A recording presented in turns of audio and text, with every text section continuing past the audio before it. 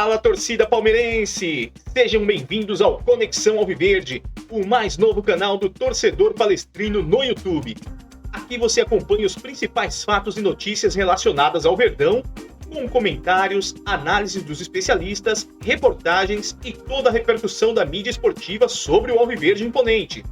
Eu, Porco Louco, te mantenho bem informado e se você é Palmeiras sim senhor, deixe o seu like, comente, compartilhe, se inscreva e ative o sininho para receber todas as notificações do canal. Hoje eu separei um trecho do G4 Band Esportes, onde os debatedores falaram sobre esse momento conturbado nos bastidores do Palmeiras e o jornalista Rafael Bulara trouxe informações importantes sobre como o Verdão deve se comportar daqui para frente. Aproveito para deixar os créditos para toda a equipe do Band Esportes, que também estarão na descrição do vídeo.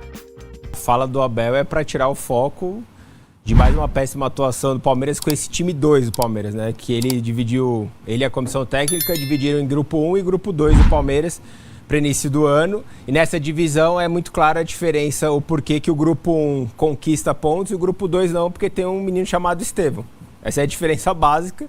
Né? Então, assim, enquanto o Abel continuar com esse grupo 1 e grupo 2, o time que entrar em campo, provavelmente que vai entrar em campo amanhã contra o Red Bull Bragantino, vai ter chance de manter o 100% de aproveitamento. Se esse time 2 jogar contra o Guarani no final de semana, a chance de perder ponto é grande.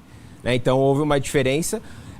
Nessa divisão, eu penso que o Palmeiras perde um pouco porque quem potencializa ainda mais o jogo do Estevão é o Rafael Veiga, que ficou nesse segundo time. Estão separados, né, nesse momento. Estão separados, mas por outro lado tem o lateral que mais potencializa também pelo lado direito é o Rocha e ele está com ele nesse momento, então ganha por aí também. No meio campo tem o Richard Rios, que começou muito bem a temporada, né, não só pelo gol da vitória contra o Santos, mas enquanto ele fizer eras e o time 1 vai conquistar ponto e o time 2 vai tirar essa gordura do time 1. Né? Porque foi o time que empatou com o Noroeste numa partida muito ruim, foi o time que perdeu para o Novo Horizontino. O Palmeiras tem uma questão que é o ano novo, eficiência velha, que é o time que não consegue fazer gols. No primeiro tempo criou oportunidade para já ter conquistado uma vantagem. Fez apenas um gol no finalzinho com o Facundo, né? E depois acabou... Né, numa infelicidade do Alan, que fez o pênalti, que foi muito bem, primeiro jogo dele como titular, né, e aí entra muito também aquela questão que a gente estava falando, o Palmeiras, que era um dos favoritos para a Copinha, no meio do caminho, perdeu 5 jogadores, né, que tem sido importante no profissional, porque o Thales já fez 2 gols da temporada, é o artilheiro ao lado do Maurício. Né, e eu lembro, toda vez que acontece isso, o Luiz Dias, que foi durante muito tempo, ele foi...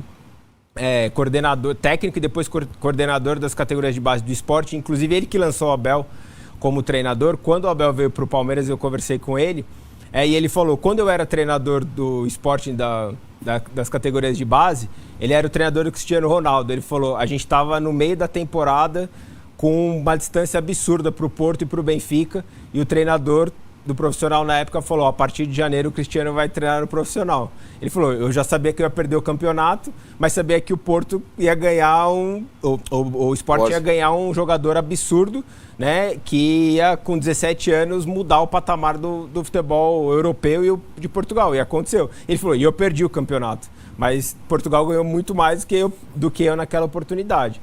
Né, são escolhas que precisam ser feitas. Por conta dessas questões e da derrota, esse revezamento pode ser questionado? A partir de agora o Palmeiras passa a ter um time mais definido ou vai continuar revezando? Eu penso, Arnaldo, pelo que ele falou depois do... Eu penso, Arnaldo, que assim, o Abel tem uma carta na manga que ele pode usar como uma justificativa para voltar a unificar e entender desses 2 times quem pode ser...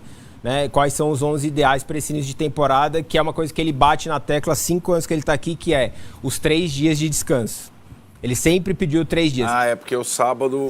Amanhã, contra o Red Bull, ele pode usar o time que jogou contra o Santos, porque ele só teve, né, 2 dias de descanso inteiro. Depois de terça, o jogo contra o Guarani é só no domingo. Então ele vai ter esses 3 dias de descanso. Depois do Guarani, ele tem o derby, que é quinta-feira.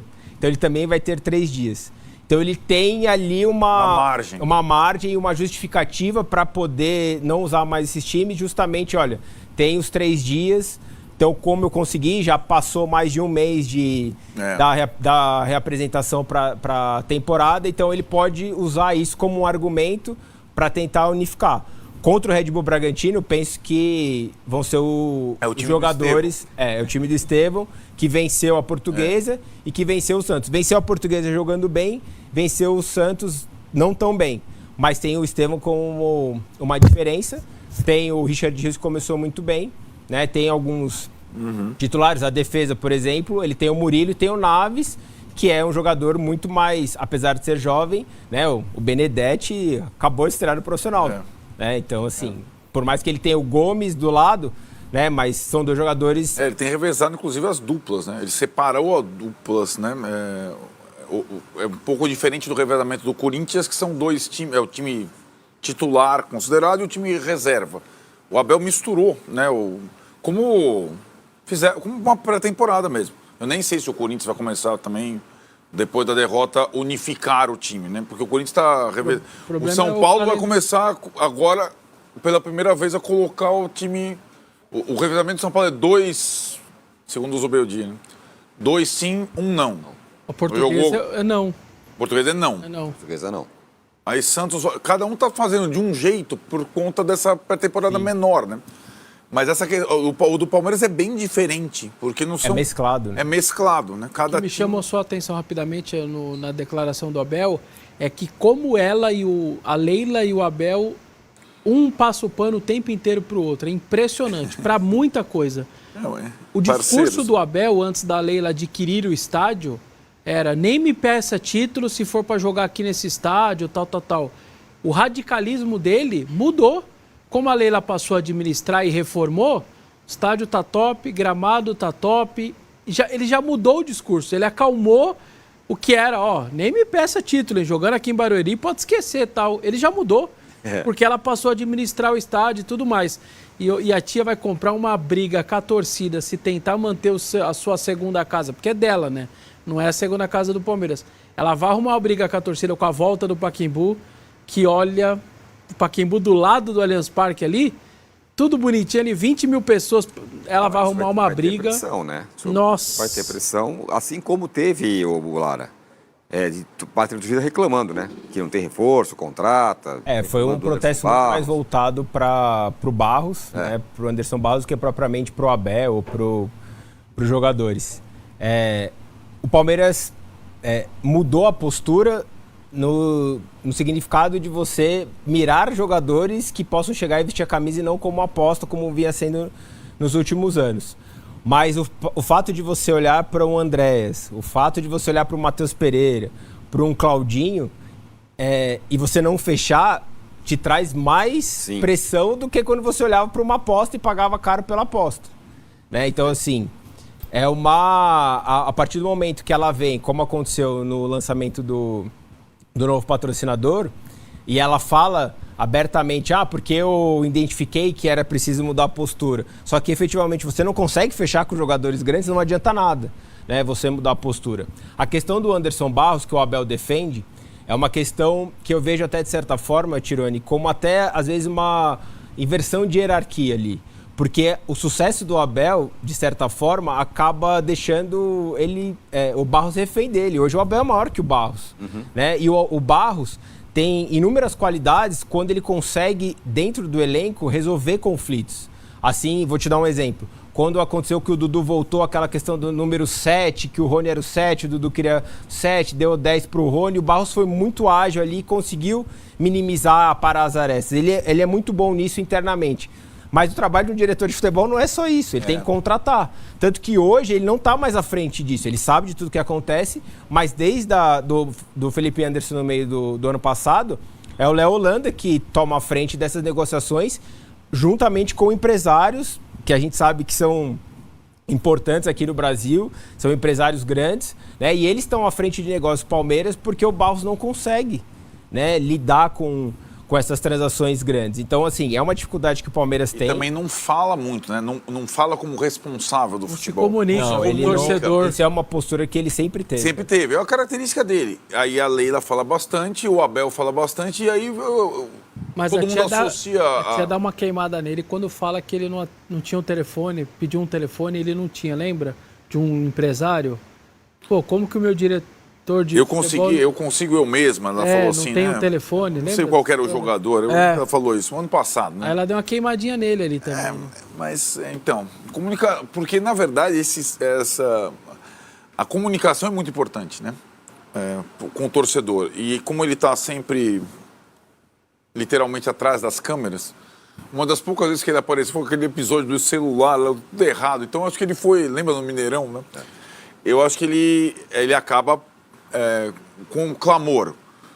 Vai ter o mercado agressivo, segundo a presidente. Precisamos contratar, diz o Abel. O torcedor já... Quem que não está dando certo? A Leila dá certo, o Abel dá certo, é o diretor de futebol, né? Então vai todo mundo para cima dele. Agora, essa derrota, de alguma forma, preocupa por alguma coisa? Não, tirando o fato de que talvez seja mais difícil ser o principal, ter a melhor campanha. Talvez a disputa seja mais dura. A melhor campanha... tudo bem que ainda tem os clássicos, né? Tem mais 2 clássicos para cada clube, e isso é um fator decisivo. Os 2 clássicos do Palmeiras acontecem em casa. Apesar que contra o Corinthians, como eu comentei, tem o palco, né? Tem capacidade reduzida, mas com o Choque Rei tem tudo para acontecer, né? Com capacidade total. Não vejo nisso, mas talvez seja um ponto de alerta para que unifique esses 2 times, talvez antes do esperado, para não ficar perdendo ponto pelo caminho, né? Para que você consiga uma classificação mais tranquila. Tem 1/3 já do Campeonato Paulista disputado a fase de grupos, e o Palmeiras já está 2 pontos atrás do São Bernardo. E aconteceu isso ano retrasado, que foi Palmeiras e São Bernardo com as 2 melhores campanhas ali, disparadas. E o Palmeiras ficou 1 ponto só na frente do São Bernardo, que inclusive o Palmeiras empatou um jogo contra o Guarani na última rodada, que foi o jogo do Richard Rios ainda, que o Palmeiras descobriu o Richard Rios ali. Foi o jogo que o Abel descobriu o Richard Rios. Exatamente, um 0-0 no Brinco de Ouro, que depois o Richard Rios veio para o Palmeiras, né? Então, assim, poder para você manter, porque assim, imagina você ter todas essas circunstâncias de não poder atuar 100% na sua casa, ou quando você atuar não ter 100% da capacidade, tendo umas quartas de final, de repente ter que sair de casa, né? Porque assim, o Palmeiras e a W Torre têm alguns acordos de quando pode sair de casa, né? Existe esse acordo de cavalheiros, né? Então assim, até quartas de final do Campeonato Paulista, eventualmente o Palmeiras, se tiver show, alguma coisa assim, igual aconteceu no passado, o Palmeiras ganhou da Ponte Preta 5-1 em Barueri, porque ainda não ficou pronto o gramado. Certo. Semifinal e final são como um acordo de datas bloqueadas. Mesmo no ano passado, teve show do Sol para Contrariar no sábado à noite. Acabou, o Alexandre Pires acabou de cantar, já tinha barulho de furadeira para desmontar o palco, né? Para viabilizar a final contra o Santos no domingo com capacidade total. Então existem esses acertos, né? Então assim, é importante pensando mais além, né? Para que você mantenha não só dentro do seu grupo, mas também para os seus principais rivais, para não ter que ficar saindo numa eventual semifinal ou segundo jogo da final. E aí, meu amigo, Abel deve manter a estratégia de rodar o elenco ou já está na hora de definir um time titular para a sequência dos próximos jogos, pensando em resultados rápidos? Deixe a sua opinião nos comentários. Surgiu a informação agora no final da tarde desta segunda-feira, confirmada após uma apuração do GE, que o volante Zé Rafael está deixando o Palmeiras em definitivo para ser reforço do Santos. De acordo com o portal, a negociação foi aprovada entre os clubes e representantes do meio-campista de 31 anos. Até o momento, os detalhes financeiros da transação não foram divulgados. Embora a contratação já esteja definida, o Palmeiras inscreveu o jogador no Paulistão. Dessa forma, Zé Rafael só integrará a equipe apenas a partir da Copa do Brasil e do Campeonato Brasileiro. Além do volante, o Peixe também deve anunciar o atacante Gabriel Veron, formado nas categorias de base do Verdão. O jogador chegará ao novo time por empréstimo, junto ao Porto, com opção de compra. O vínculo será até o final de 2025. E aí, torcedor palmeirense, vai sentir saudades do Zé? Eu, Porco Louco, vou ficando por aqui. E se você é Palmeiras, sim senhor, deixe o seu like, comente, compartilhe com os amigos, se inscreva e ative o sininho para receber todas as notificações do canal. Avante palestra!